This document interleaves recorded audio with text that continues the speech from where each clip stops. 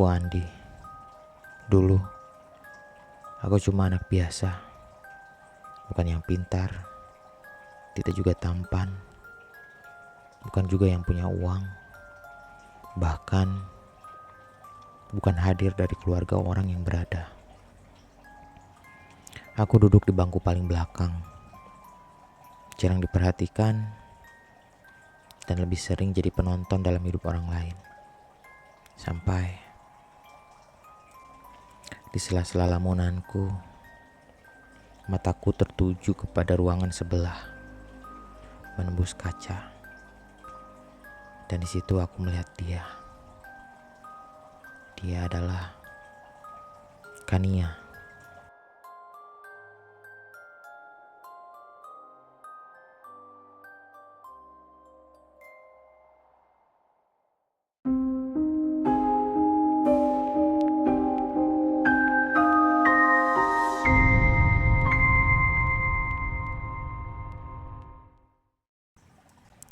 Semua orang di sekolah tahu siapa dia. Cantik, pintar, dari karangan orang berada. Cara jalannya saja seperti orang yang tidak pernah menyentuh tanah. Bahkan hidupnya selalu dikelilingi teman-teman yang juga selevel dengan dia. Dan aku bahkan tidak pernah berani menatapnya terlalu lama. Tapi entah kenapa, sejak pertama kali melihatnya, ada sesuatu yang tumbuh di dalam perasaanku. Perasaan yang tidak biasa. Bukan sekedar suka, namun perasaan yang jauh lebih megah di dalam relung hatiku. Lebih seperti lapar. Aku ingin dia. Harus dia. Tidak peduli bagaimana caranya. Awalnya aku coba mendekat dengan cara yang biasa. Namun lidahku keluh, beku. Dan sudah bisa dipastikan gagal. Aku terlalu jauh dari dunianya. Tapi rasa itu tidak hilang. Justru semakin besar, mengganggu hariku, mengganggu tidurku, mengisi pikiranku setiap saat, bahkan setiap hari. Aku tidak pernah tahu apa yang sedang guru-guru terangkan di depan kelas. Sampai akhirnya semua hari-hariku diisi dengan pikiran akan Kania. Sampai akhirnya aku melakukan hal yang tidak seharusnya pernah aku lakukan. Aku mencari dukun. Aku masih ingat pertama kali aku datang ke orang itu. Rumahnya di pinggir desa. Sore itu aku datang ke rumahnya. Dukun itu melihatku lama. "Kamu mau apa?" tanyanya. Aku menjawab tanpa ragu. "Saya mau dia jatuh cinta sama saya, Mbah." Dukun itu tersenyum tipis. "Siap terima akibatnya?" Aku diam sebentar, lalu mengangguk. Itulah kesalahan terbesarku. Ritualnya sungguh sangat tidak masuk akal. Namun, semua itu tertutupi.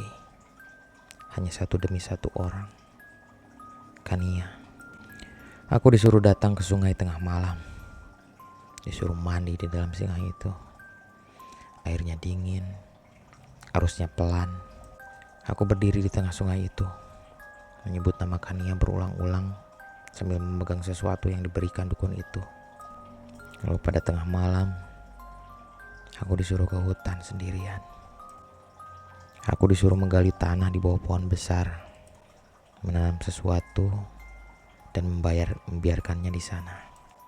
Ada juga ritual dengan benda pribadi, rambut, nama, tanggal lahir. Semakin lama aku jalani, semakin aku merasa ada sesuatu yang ikut mengawasiku. Tapi saat itu aku tidak peduli. Aku hanya ingin Kania. Dan kemudian semuanya berubah. Awalnya kecil, Kania mulai melirikku. Lalu aku tersenyum, lalu menyapa. Ketika mengingat momen itu, momen pertama dia menyapaku, seolah-olah dunia lebih penuh warna, lebih indah. Bahkan ketika aku melewati tong sampah pun terasa wangi. Sampai suatu hari, dia mendekat duluan. Pulang bareng ya, katanya. Aku pikir aku sedang bermimpi, tapi itu nyata. Hari demi hari, dia semakin dekat. Bahkan terlalu dekat. Dia mulai menungguku di gerbang sekolah setiap hari. Membawakan aku makanan, memberiku jajanan, membelikan barang-barang yang aku suka, bahkan yang tidak pernah aku minta. Melihat kejadian itu, seketika teman-teman Kania menjauh. Mereka bingung, semua orang bingung. Bagaimana mungkin gadis seperti Kania tergila-gila padaku? Itu jadi bahan pembicaraan satu sekolah. Gila, si Andi pakai apa sih? Ini gak masuk akal. Aku dengar semua itu, dan aku menikmati. Aku merasa menang.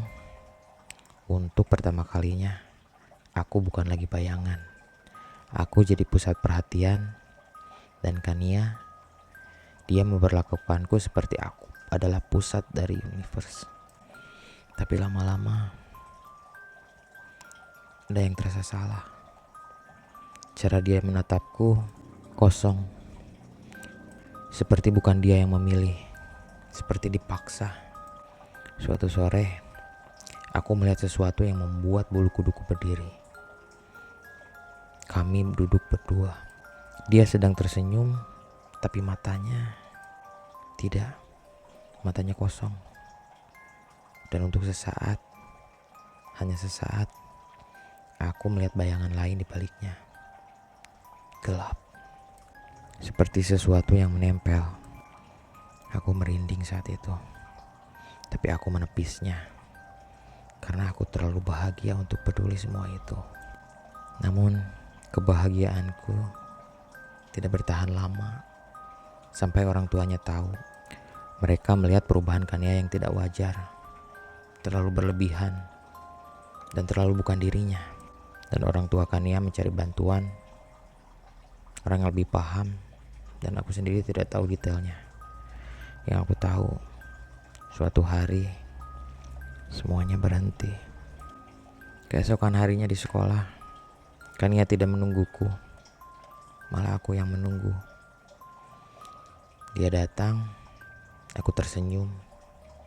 Kemudian dia menatapku, dan wajahnya langsung berubah, seperti melihat sesuatu yang sangat menjijikan.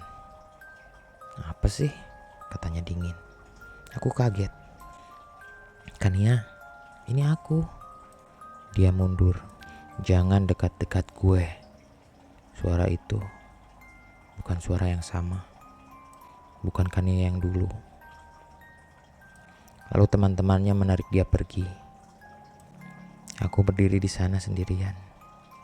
Dan untuk pertama kalinya, aku merasa sesuatu dalam diriku ikut ditarik. Kosong. Sejak saat itu, hidupku tidak pernah lagi sama. Aku sering mengingat masa itu, saat Kania mencintaiku. Saat aku jadi seseorang, itulah masa paling indah dalam hidupku. Momen yang paling membahagiakan. Tapi juga yang paling kelam. Karena setelah itu, tidak ada lagi. Aku mencoba menjalin hubungan dengan perempuan lain. Selalu gagal. Tidak berhasil. Aneh. Selalu aja ada alasan yang membuat mereka menjauh. Tanpa ada alasan yang jelas. Seolah ada sesuatu yang menutup jalan itu. Sekarang aku sudah 50 tahun. Belum menikah dan hidup sendiri. Dan kadang di malam hari, saat aku terbangun tiba-tiba, aku masih mendengar suara itu. Suara dukun itu. Siap terima akibatnya. Dulu aku bilang siap. Sekarang aku tahu yang diambil bukan hanya Kania, sampai seluruh hidupku setelahnya.